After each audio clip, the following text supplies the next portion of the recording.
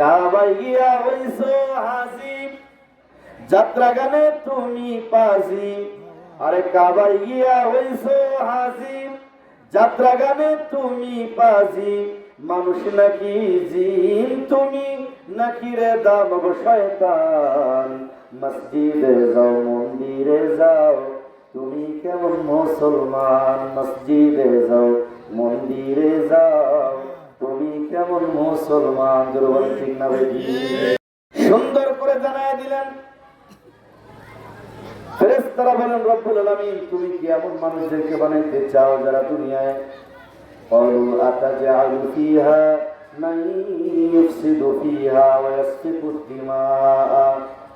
আপনি কি এমন জাতি সৃষ্টি করতে চান, এমন কাউকে কি বানাইতে চান যারা এই দুনিয়ায় গিয়া মারামারি হানাহানিতে লিপ্ত হবে, আপনার নাফরমানিতে লিপ্ত হবে।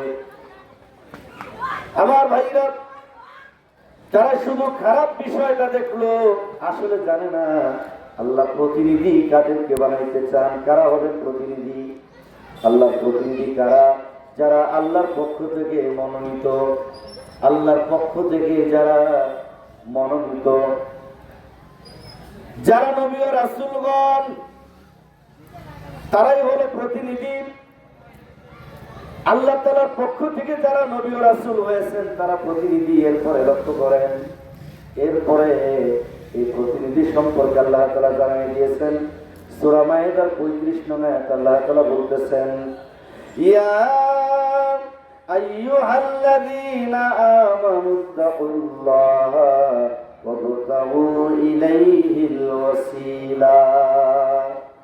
এবার আল্লাহ তাআলা বলেন, তোমরা যারা ঈমানদার, কোন টুপিওয়ালা দাড়িওয়ালাদেরকে বলেন নাই, কোন মুফতি সাহেবকে বলেন নাই, কারণ মুফতি সাহেব মাওলানা সাহেব পথভ্রষ্ট হতে পারে না, পারে না। আমার ভাইয়েরা, এই জন্য কোন আলেমদেরকে বললেন না, পীর সাহেবদেরকে বললেন না, কারণ আমাদের সমাজে কিছু বন্ড পীরের উদ্ভব শুরু হয়ে গেছে, বন্ড পীর। আমার ভাইরা, অবস্থা এমন হয়ে গেছে, কেবল আল্লাহ হুজুর বলেছেন, বাবা পীর হওয়া সহজ, তবে আল্লাহর ওলিও বন্ধু হওয়া বড় কঠিন। কারণ আল্লাহর ওলিও বন্ধু হইতে গেলে স্বীকৃতি প্রাপ্ত হওয়ার প্রয়োজন আছে না নাই? স্বীকৃতি প্রাপ্ত হওয়ার প্রয়োজন আছে। নিজেকে আত্মসমর্পণ করেন, নিজেকে কুরবান করেন। শুধু নিজেকে আত্মসমর্পণ করলেই হবে না, মালিকের গ্রহণ করার দরকার আছে না নাই? আছে।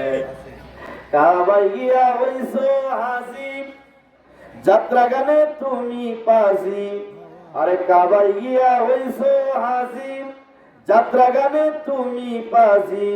মানুষ নাকি জিন তুমি, নাকি রে দানব শয়তান।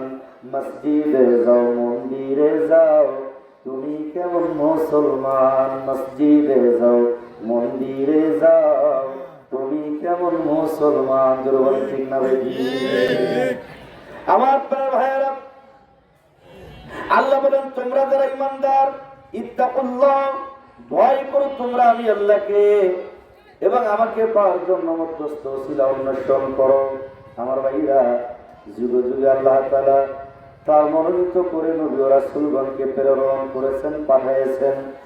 নবী ও রাসূলগণের জামানা এখন শেষ, এখন বেলায়েতের জামানা, আল্লাহর ওলিগণের জামানা। আল্লাহর ওলিগণের জামানার ভিতরে আল্লাহ রাসূল বলেছেন, আমার নায়েব যারা, তারা আমার প্রতিনিধিত্ব করবে। আল্লাহর প্রতিনিধি আমার ভাইয়েরা, আল্লাহর নবী ও রাসূলগণ। এরপরে রহমাতুল লিল আলামিন বলেছেন, আমার নায়েব, আমার ওয়ারিস যারা হবে, আমার প্রতিনিধি। রাসূলের প্রতিনিধি কারা?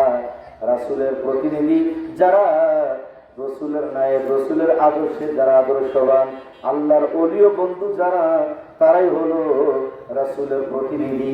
এই রাসূলের প্রতিনিধি ছাড়া, বেলায়েত ছাড়া কোনো ক্রমে মহান আল্লাহ তাআলাকে পাওয়া সম্ভব হবে না। আল্লাহ বলতেছেন, আমি প্রতিনিধি বানাইতে চাই, আমি খলিফা বানাইতে চাই। ফেরেশতারা বলল, ওরা মারামারি করবে, হানাহানি করবে। নবী রাসূলগণ কখনো কি দুনিয়াতে ফিতনা সৃষ্টি করেছেন? আল্লাহর ওলিগণ তারা কি কখনো দুনিয়াতে ফিতনা সৃষ্টি করেছেন? না, ফিতনা সৃষ্টি করেন নাই। বরঞ্চ এমন লক্ষ্য করেন, আমাকে এখান থেকে যদি কুকুরে ঘিরে বসে। আমি তো বড় হুজুর,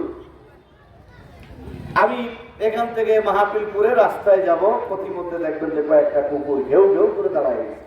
বড় হুজুর না আমি, ঘেউ ঘেউ করে দাঁড়ায় গেছে। সেদিনের আল্লাহর ওলিগণ দেশ থেকে দেশান্তরে, বন থেকে বনান্তরে, অর্ধহারে অনাহারে না খেয়ে যারা দিন প্রচার করেছেন, কুমির বলছে হুজুর আপনি দিন প্রচারে যাচ্ছেন, আমার পিঠে উঠেন। মাছ বলতেছে হুজুর আমার পিঠে উঠেন, আপনাকে গন্তব্য পৌঁছায় দিব।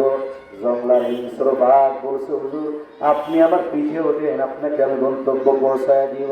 সেদিনের আল্লাহর ওলিগণ যারা এলাকায় মাহফিল করতে গেছে, অনেক সময় বলছে হুজুর আমগো এলাকায় বৃষ্টি হয় না, হুজুরে হাত তুলে দোয়া করেছে, মুনাজাতের ভিতরে বৃষ্টি লয়া তারপরে হাত নামাইছেন। সেদিনের আল্লাহর ওলিগণ আমার ভাইরা তারাও দিন প্রচার করছেন, আমরাও দিন প্রচার করছি। আমরা দিন প্রচার করে রাস্তায় এলে কুকুরে পটাত খায়। আমার ভাইয়েরা আপনি দেখলেন আমাদের মৌলানা সাহেবকে ধরা করেছে, এবার কি করবেন? কুকুরগুলি তাড়াই দিবেন, কুকুরগুলি আপনার ভয়ে পালাবে।